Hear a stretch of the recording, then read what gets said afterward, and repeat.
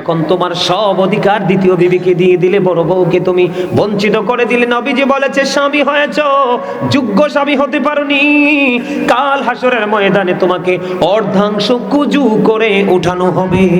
জোরে জোরে কন্যা নাউজুবিল্লাহ। আপনারা মনে রাখবেন, আল্লাহর হক যদি নষ্ট হয় আল্লাহ চাইলে আপনাকে ক্ষমা করে দিতে পারে, কিন্তু বান্দার হক নষ্ট করলে সে ক্ষমা না করা পর্যন্ত আপনার উপায়, ঠিক কিনা বলেন? এখন দাম্পত্য জীবন সুখের করা লাগবে কি লাগবে না? এখন করতে হলে কি করতে হবে? ইসলামের আইন মানতে হবে। বন্ধুরে, আবার আমি একটু বিবিদের কাছে যাব, স্ত্রীদের কাছে যাব। কারণ এখন আমাদের সমাজে একটা জিনিসের প্রচলন বেশি বেড়েছে। কি? সেটা হলো জামাইয়ের পকেটের টাকা নিয়ে বাবার বাড়ি পাঠায়। আছে না নাই? সুযোগ পাইলে আবার ঘুরাইয়া স্বামীকে দেয়। স্বামী যদি সময় মতো দিতে না পারে, স্বামীকে অনেক অপমান অপদস্থ করে। আছে না নাই? আমাদের বাংলাদেশে, আমাদের অনেক জায়গায় আমি দেখেছি, আমার গ্রামের মধ্যেও আছে। আপনারা ইমাম সাহেবের দিয়ে মনটা খারাপ জিগানছে কি হয়েছে? কায়দা শৃঙ্খলতার মধ্যে আছে। ওই ছেলের হাতে মেয়েটা তুলে দেন, মেয়েটা চিরসুখী হবে।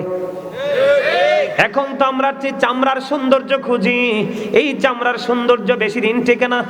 মনে রাখবেন, ধন একদিন ফুরিয়ে যায়, চামড়ার সৌন্দর্য, স্কিনের সৌন্দর্য একদিন ফুরিয়ে যায়, কিন্তু ধর্ম, ধনের ধন, দিনের শিক্ষা কখনোই বন্ধু এটা ফুরায় না। যত যায় শুধু এটা ব্রাইটনেস হতে থাকে। সমস্যাটা আমি তুলে ধরে নাইলে তো বুঝবেন না। মেয়ে বলে হুজুর মেয়ে, নবীজি বলে দিয়েছেন, ও বন্ধু, বেয়াদব সুন্দরীর চাইতে কান কাটা বাঁধি দাসী আল্লাহওয়ালা অনেক বেটার।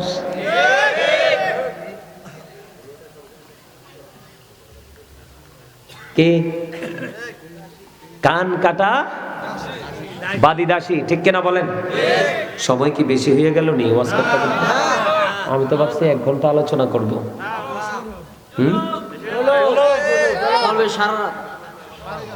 আমনে কোন সারা রাত ওই ইন্দা কোনা দিয়ে কইতে আছে, হুজুর রে কোন অ্যাডভাইস দিতেছে মনে। হ্যাঁ হ্যাঁ হ্যাঁ, বুঝছেন? আপনারা কান আর চোখ দুইটা, আমরা যে কয়টা কল্পনা করতাম না। কারণ আমি শুধু একজন বক্তা না, আমি একজন টিচারও। দীর্ঘদিন টিচিং প্রফেশনে ছিলাম। এই কারণে আমার সাথে ফাইজলামি করতে পারে না ওয়াজে বসে কেউ। আমি যদি 5 ঘন্টাও লাগে, আমার জায়গাকে আমি আমার কন্ট্রোলিং এ আনার পরে ওয়াজে ঢুকি, তার আগে ঢুকি না। কেন জানেন? আল্লাহ রাসূলের নিষেধ। এই যে আমার সাথে আমার ভাই আছে, আমি এসে ওনার কোয়ালিফিকেশন সম্পর্কে জানতে পারছি।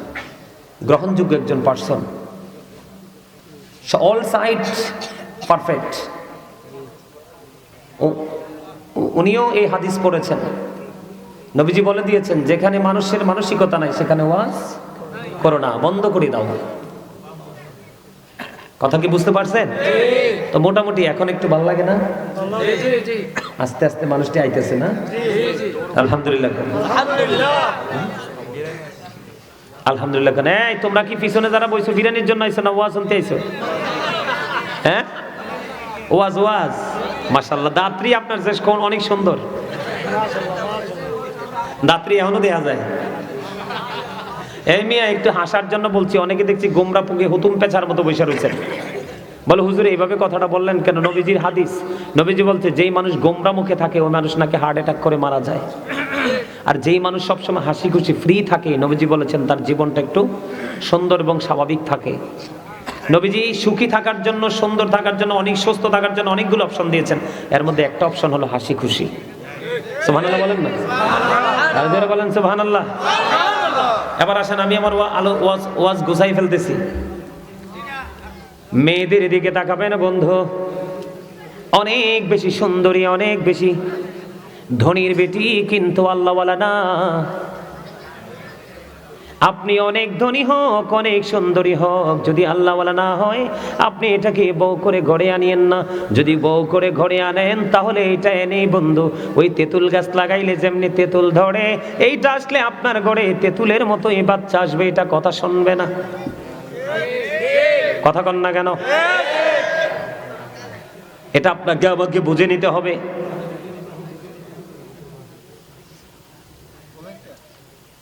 স্বামী স্ত্রী এমন একটা নেয়ামত, তাদের মাধ্যমে পৃথিবীতে নেক্সট প্রজন্ম একটার পর একটা আসতে থাকে। তাদের মধ্যে যদি বন্ধু আদব কায়দা নিয়ম নীতি না থাকে তাহলে কিন্তু কখনোই বন্ধু ভালো কিছু আশা করা যায় না। আমাদের দেশের স্বামী স্ত্রীর মধ্যে গন্ডগোল আছে না নাই? এখন ম্যাক্সিমাম ঘরে ঘরে বন্ধু স্বামী স্ত্রীর গন্ডগোল। আল্লাহ কোরআনে বলেছেন আশিরুহুন্না বিল মারুফ। আল্লাহ রাব্বুল আলামিন বলে দিয়েছেন তোমরা তোমাদের স্বামী স্ত্রী মিলেমিশে তোমরা তোমাদের স্ত্রীদেরকে নিয়ে সৎ এবং সুন্দরভাবে জীবন যাপন করো। কিছু মানুষ নাকি দেখে নেশা করেন, মানে মাহফিলে মানুষের নেশা করে, এগুলো সম্পর্কে একটু আচ্ছা বলবো, এটা আসবে তো, এটা যখন ওই ডুববো যেহেতু এটার মধ্যে আসবে। আল্লাহ কি কইছে? তোমরা তোমাদের বিবিদেরকে নিয়ে কি করো? সৎ ব্যবহারের মাধ্যমে জীবন যাপন করো। এখন কি আমরা কি করি? কথা বলেন, করি? করি না। এই করি না এই কারণে আমরা জানি না, এই জন্য। আমার দিকে তাকানো বন্ধু, আগে আমি পুরুষদেরকে নিয়ে আলোচনা করি। আমাদের পুরুষদেরও বন্ধু দোষের শেষ নাই, আছে না নাই? পুরুষের দোষের শেষ নাই। বলে হুজুর কেমন দোষ?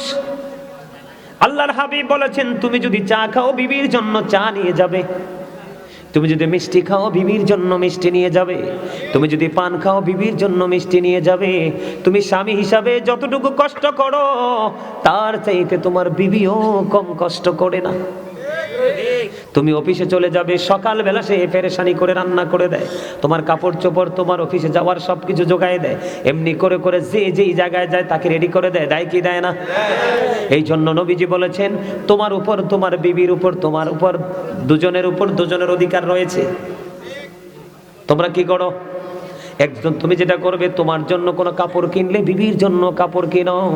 তোমরা মনে রাখবে আল্লাহর হাবিব বলে দিয়েছেন নারীদেরকে বাঁকা হাড্ডি দিয়ে তৈরি করা হয়েছে। কি দিয়ে? পাঁজরের বাঁকা হাড্ডি দিয়ে নারীদেরকে তৈরি করা হয়েছে। নারীদের চিন্তা বাঁকা বাঁকা। আল্লাহর হাবিব বলে দিয়েছেন বউ যদি 100টা ভুল করে, কয়টা? আল্লাহর হাবিব বলেছেন বিবি যদি 100টা ভুল করে তুমি 99টা ক্ষমা করে দিও, আর একটা ভুলের জন্য তাকে শাসন করিও। কারণ একেবারে ফেলে যদি রাখো তাহলেও হবে না, আবার যদি বেশি বেশি দোষ ধরতে থাকো তাহলেও সংসার টিকবে না, ভেঙে ফেলতে হবে। এটা হলো পুরুষের দায়িত্ব। কে বলেছে? আল্লাহ রাসূল বলেছেন। কথা কয়টা? 100টা অন্যায় করলে 99টা মাফ করে দিবেন, একটার জন্য তাকে শাসন করবেন। শাসন করতে গিয়ে তার মা বাবা উঠাইয়া গালি দিয়েন না, তার মুখের উপর মারবেন না। আল্লাহর হাবিব নিষেধ করেছে বিবির মুখের উপর টাচ করে মেরো না।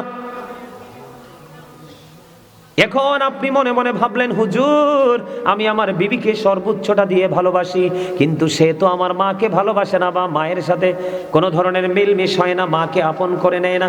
সেই ক্ষেত্রে নবীজি বলেছেন তুমি চেষ্টা করো তাকে ভালো করার জন্য। যদি সে ভালো না হয় তাকে সসম্মানে কি করে দাও? তালাক দিয়ে দাও। কি দিয়ে দাও? তারপর মারামারি করা যাবে না, ঝগড়া করা যাবে না, কলহ সৃষ্টি করা যাবে না। কিন্তু বন্ধু বিবি এবং মায়ের মধ্যে যদি দ্বন্দ্ব চলে মাকে কিছু বলা যাবে না। কারণ আল্লাহ বলেছেন, আমার আগে যিনি আলোচনা করেছেন তিনি ওই আয়াতটা তেলাওয়াত করেছেন, ওয়াবিল ওয়ালিদাইনি ইহসানা। ঠিক কথা কি বুঝতে পারছেন আমার বন্ধুরে? আমাদের মধ্যে সমস্যার শেষ নাই। আমাদের যারা ম্যাক্সিমাম পুরুষরা কিন্তু বিবিকে মোহরানা দেয় না। অনেক ম্যাক্সিমাম পুরুষ তার বিবিকে মোহরানা দেয় না। আল্লাহর হাবিব বলে দিয়েছেন কোন স্বামী যদি ক্ষমতা থাকার পরে, এবিলিটি থাকার পরে তার বিবিকে যদি মোহরানা না দিয়ে মারা যায়, আপনার আমার প্রাণের নবী জানিয়ে দিয়েছেন ওই স্বামী ইন্তেকাল করার পরে তাকে কাল হাসরের দিন জিনাকারীদের অন্তর্ভুক্ত কোরআনি করিয়ে উঠানো হবে। আর জোরে আল্লাহু আকবার, নারে রিসালাত, ইয়া রাসূলুল্লাহ, হযরত মাওলানা কাজী সুলাইমান আল কাদরী সাহেব, মারহাবা বলেন। আমার কথা আপনারা বুঝতে পারছেন নি? আপনি সারা জীবন কিন্তু স্বামী স্ত্রীর সম্পর্ক করে গেছেন, আপনি আপনার অহংকারের কারণে, অহমিকার কারণে আপনি আপনার বিবিকে ন্যায্য প্রাপ্যটা আপনি বুঝাইয়া দিলেন না। আল্লাহর হাবিব বলে দিয়েছেন, তুমি অপেক্ষায় থাকো, তোমার জন্য জাহান্নাম বরাদ্দ।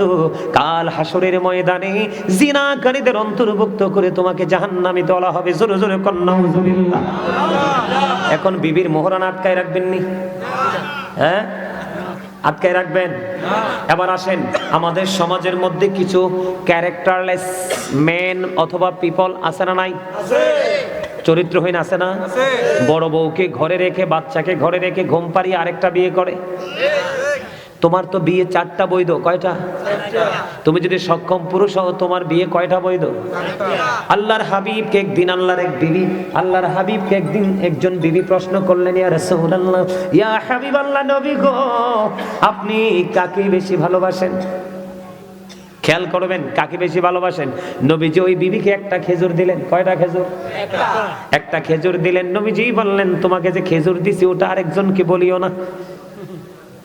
এমনি করে করে করে করে বন্ধু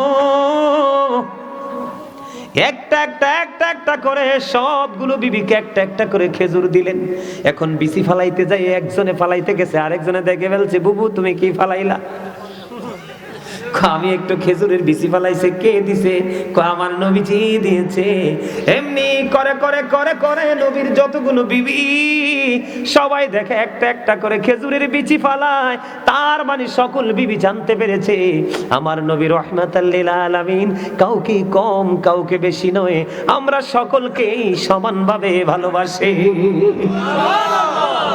আমরা সেই নবীর উম্মত হয়েছি, কিন্তু সেই নবীর আদর্শকে ধারণ করতে পেরেছি?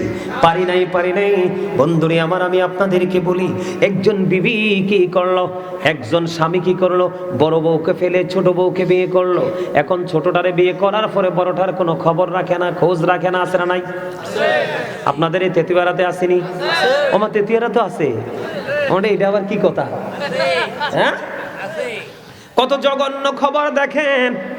আল্লাহর নবী, আপনার আমার প্রাণের নবী রাহমাতুল লিল আলামিন, তিনি বলে দিয়েছেন, বন্ধু, একটা বিবিকে রেখে তুমি আর একটা বিবি বিবাহ করলে, এখন তোমার সব অধিকার দ্বিতীয় বিবিকে দিয়ে দিলে, বড় বউকে তুমি বঞ্চিত করে দিলে। নবীজি বলেছে, স্বামী হয়েছো, যোগ্য স্বামী হতে পারোনি, কাল হাসরের ময়দানে তোমাকে অর্ধাংশ কুজু করে উঠানো হবে। জোরে জোরে কন্যা নাউজুবিল্লাহ। আপনারা মনে রাখবেন, আল্লাহর হক যদি নষ্ট হয়, আল্লাহ চাইলে আপনাকে ক্ষমা করে দিতে পারে, কিন্তু বান্দার হক নষ্ট করলে সে ক্ষমা না করা পর্যন্ত আপনার উপায়, ঠিক কিনা বলেন? এখন দাম্পত্য জীবন সুখের করা লাগবে কি লাগবে না? এখন করতে হলে কি করতে হবে? ইসলামের আইন মানতে হবে। বন্ধুরে, আবার আমি একটু বিবিদের কাছে যাব, স্ত্রীদের কাছে যাব। কারণ এখন আমাদের সমাজে একটা জিনিসের প্রচলন বেশি বেড়েছে। কি? সেটা হলো জামাইয়ের পকেটের টাকা নিয়ে বাবার বাড়ি পাঠায়। আছে না নাই? সুযোগ পাইলে আবার ঘুরাইয়া স্বামীকে দেয়। স্বামী যদি সময় মতো দিতে না পারে, স্বামীকে অনেক অপমান অপদস্থ করে। আছে না নাই? আমাদের বাংলাদেশে, আমাদের অনেক জায়গায় আমি দেখেছি, আমার গ্রামের মধ্যেও আছে। আপনারা ইমাম সাহেবের দিয়ে মনটা খারাপ জিগানছে, কি তো হয়েছে?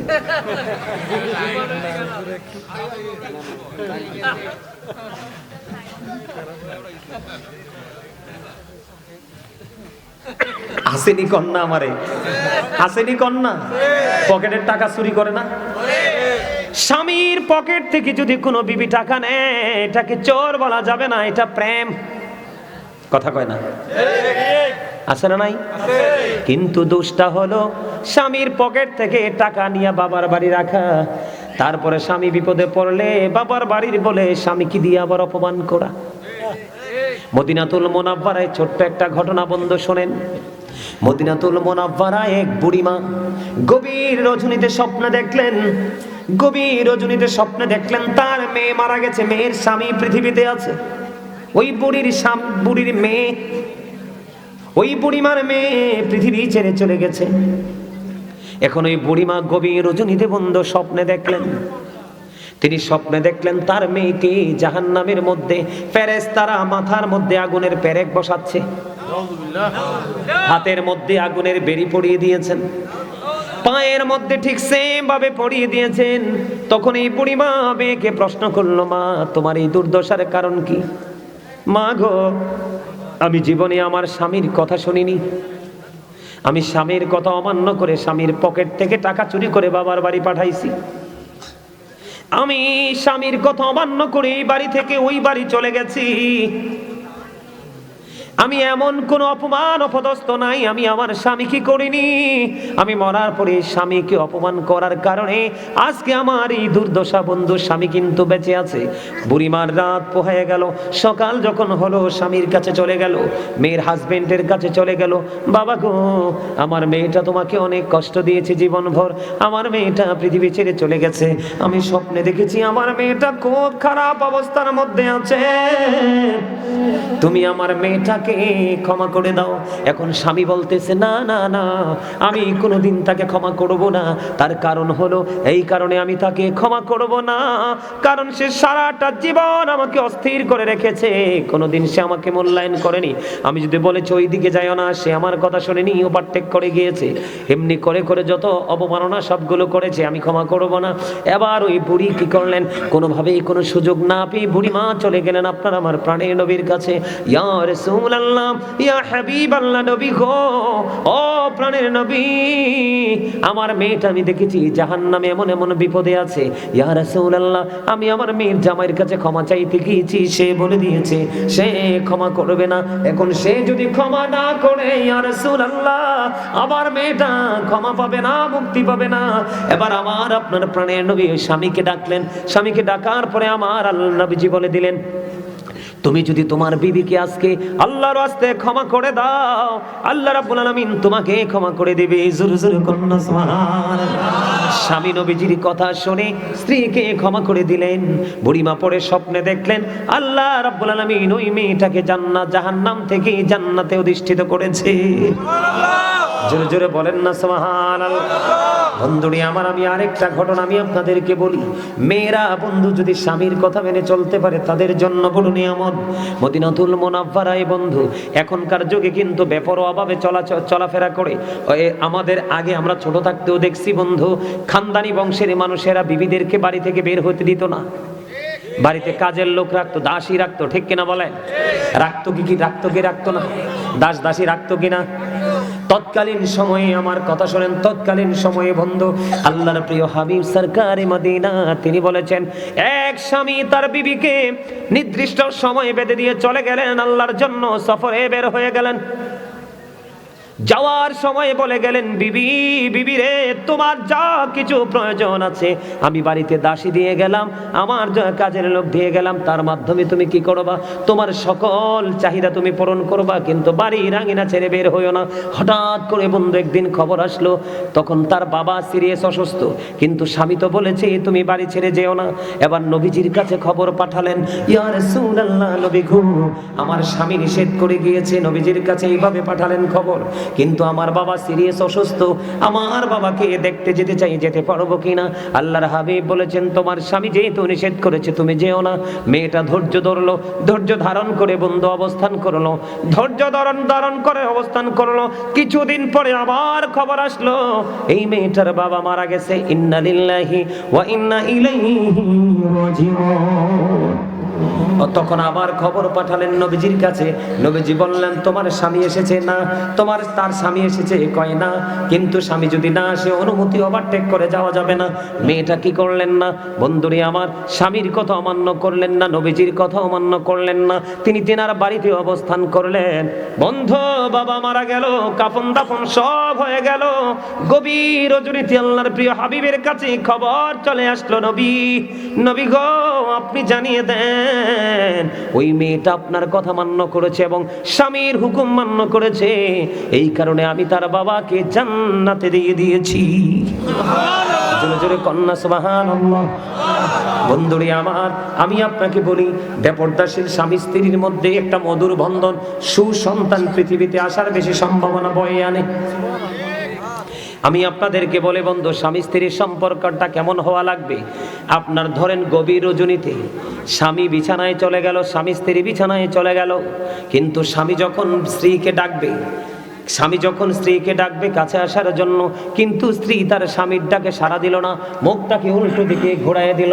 আল্লাহর হাবিব বলেছেন, যখন সে স্বামীর ডাকে সাড়া না দিয়ে মুখটাকে উল্টো দিকে ঘুরিয়ে দিল, আল্লাহর প্রিয় হাবিব সরকারে মদিনা তিনি বলে দিয়েছেন, বন্ধুরি আমার, ওই তখন থেকে সারা রাত পর্যন্ত ওই মহিলাটাকে লানতের ফেরেশতা শুধু লানত দিতে থাকলো। জোরে জোরে কোন নাউজুবিল্লাহ। বন্ধুরি আমার, আপনারা জানেননি সবচেয়ে বেশি রান্নার ক্ষেত্রে সবচেয়ে রিস্কের রান্না কোনটা? কি? দুধ। দুধের পক্ষে কে কে হাত তোলেন? আরে বেটা ডর আসনি, হেসে তো দুধে তো হাত তুলতে ভয় পায়। সবচেয়ে রিস্কের রান্না, কারণ আমি আমার মায়ের সাথে অনেক দুধ জাল দিছি। ও মা হাসে, ছেলে হলে কি মারে সাহায্য করতে পারে না? এমন কোন হেল্প নাই আমি আমার মারে করি নাই। দুধ এমন একটা জিনিস বন্ধু, এটা কিন্তু উতরাই যদি ভালো করে কন্ট্রোলিং এ রাখা যায় না, উতরাইয়ে পড়ে যায়। বলে হুজুর দুধের কাছে কেন আসলেন? হাদিস শরীফের মধ্যে এসেছে, নবীজি বলে দিয়েছেন স্বামীর কদর বোঝানোর জন্য, স্ত্রীর কাছে স্বামীর মর্যাদা বোঝানোর জন্য, একটা স্ত্রীর কাছে তার স্বামী কতটা দামি সেটা বোঝানোর জন্য নবীজি বলে দিয়েছেন, একটা নারী যদি চুলার মধ্যে দুধ বসায়, দুধ রান্না করা অবস্থায় থাকে, আর এই অবস্থায় যদি তার স্বামী ডাক দেয়, একটা সেকেন্ডও দেরি করতে পারবে না। স্বামীর ডাকটা দিতে দেরি, স্বামীর কাছে চলে যেতে হবে। দুধ পরে সব ছাই হয়ে যাক, তারপরও স্বামীর ডাকে আগে সাড়া দিতে হবে। জোরে জোরে সুবহানাল্লাহ। আমার দাদা ভাইরা আসেনি, এনে অনেকে পান খায় না, দাদি আসেনি, দাদার দাদি আছে না? হ্যাঁ, আমার নবীজি কইতেছে কি জানেননি, যদি পান খাই অভ্যাস হয় দাদা দাদু দুজনে পান খাবেন, যদি চা খাওয়ার অভ্যাস হয় দুজনে একসাথে বসে চা খাবেন। নবীজি জানিয়ে দিয়েছেন স্বামী স্ত্রী দুজনে 1 ঘন্টা সময় বা কিছু সময় তারা যদি প্রেমের আলাপ করতে করতে পান খাক, দুধ খাক, চা খাক, কফি খাক, যেটাই খাক, নবীজি বলে দিয়েছেন 1 ঘন্টা বা কিছু সময় যদি তারা একসাথে বসে স্বামী স্ত্রী প্রেমের আলাপ করে, মহব্বতের আলাপ করে, তাদের আমল নামায়, দুজনের আমল নামায় 1 বছরের নফল ইবাদতের সওয়াব দেওয়া হয়। এখনকার স্বামী স্ত্রী তো ইঁদুর বিড়ালের মতো, ম্যাক্সিমাম এরকম না? ম্যাক্সিমাম স্বামী স্ত্রী এখন কিসের মতো? ইঁদুর এবং বিড়ালের মতো। নাকি ভুল বললাম? আরো জোরে। আমি দেখছি এক সময় আমার নিজের চোখে এক বউ, নতুন বউ আইছে শ্বশুর বাড়ি, তা আমি গেছি বউ চাইতাম, ছোট তো বড় ইয়ে না বুঝছি, বউ চাউন যে বালা না জায়েজ নাই। বউ চাইতে গেছি, বুঝছেন, বউ চাইতে যাইয়ে দিই বহু ট্যাঙ্কের উপরে ঠ্যাং দিয়ে সিগারেট টানে টোকা মাইরা। নাউজুবিল্লাহ কোন না? আরো জোরে। হেতে পুলিশ, হেতে সেকেন্ড ওয়াইফ। কথা কি কইছি বুঝতে পারছেন? এক্সাম্পল দিলাম, এক্সাম্পল। বিশ্বাস হয় না আপনাদের? ওমা, আপনারা কে কে আমার কথাটা বিশ্বাস করছেন হাত তুলে দেখান তো, সোজা কইরা। আমি আবার অন্য বক্তাদের মতো কাল্পনিক গল্প বানাইয়া বলার বক্তা না, আলোচক না। যতটুকু বলি কোরআন হাদিস থেকে বলার চেষ্টা করি। আপনারা সবাই হাত তোলেন নাই, বিশ্বাস হয় না এই কথাটা। আমি নিজের চোখে দেখছি, এ মোটা সুন্দর। আমি কই এটা সিগারেট খানা হিকলো ঘুরতে আছে না নাই? আপনার এখনো আমাদের মাঝে খুঁজতে এরকম বউ পাওয়া যাবে? ও বন্ধু, এইরকম ভাইরাস মার্কা মহিলা বউ বানানো যাবে না। একটা যদি এক বাড়িতে ঢুকে পুরো বাড়ি নষ্ট করে দিবে। কথা কি বুঝতে পারছেন? এই জন্য আমি আপনাদেরকে বললাম, বেপরদাশীল স্বামী স্ত্রীর মধ্যে কখনোই মিল হয় না, তাদের মধ্যে কখনোই নমনীয়তা, নম্রতা, ভদ্রতা থাকে না, থাকেনি। আপনাদের এলাকা তো বর্ডার সাইড নেই, এদিক দিয়ে বর্ডার না? বিবির বাজার বর্ডার এদিক দিয়ে তো। আপনাদের এদিকে মটট খায়নি কেউ? গাঁজা টাজা খায়নি? খায়? বাবা খায়? নেশা করে? নেশা করে? নেশা নিয়ে একটু ওয়াজের দরকার আছে না? কথা কয় না? আপনারা পক্ষে না বিপক্ষে নেশা? একটু ওয়াজ করা লাগবে না? কারণ আপনাদের ছেলেরা তো নষ্ট হয়ে যাবে। এই আমি কই আপনাদেরকে কি বলি, আপনাদের এলাকায় না, আপনাদের এলাকা তো অন্য জায়গা থেকে মানুষ নেশা করতে আসে না? এতে কি প্রভাবটা আপনাদের সমাজে পড়ে না? এদেরকে দৌড়ানি দিতে পারেন না?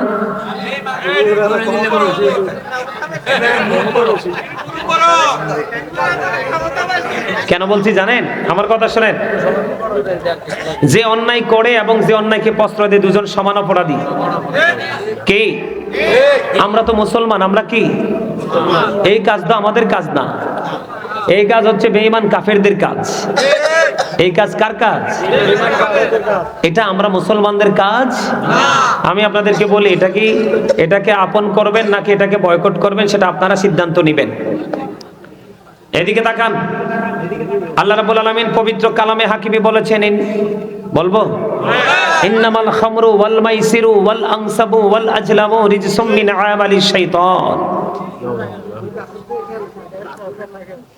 এদিকে তাকান,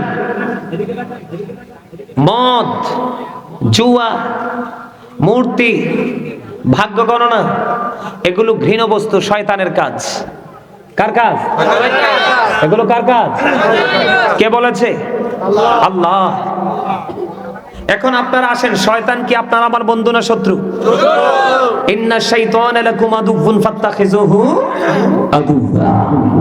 Satan is the eternal enemy of the believers. ইমানদারদের প্রকাশ্য শত্রু হলো শয়তান।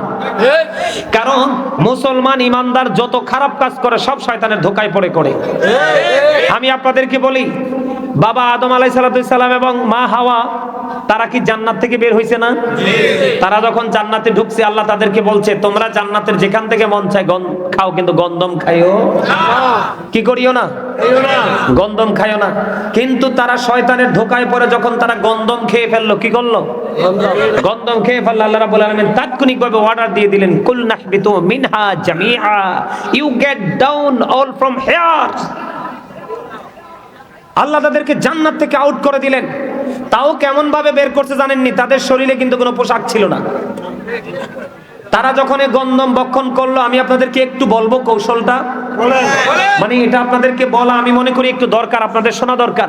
তাহলে আমি মনে করি একজনও যদি হেদায়েতের পথে আসে, এটা আমাদের জন্য অনেক বড় নিয়ামত।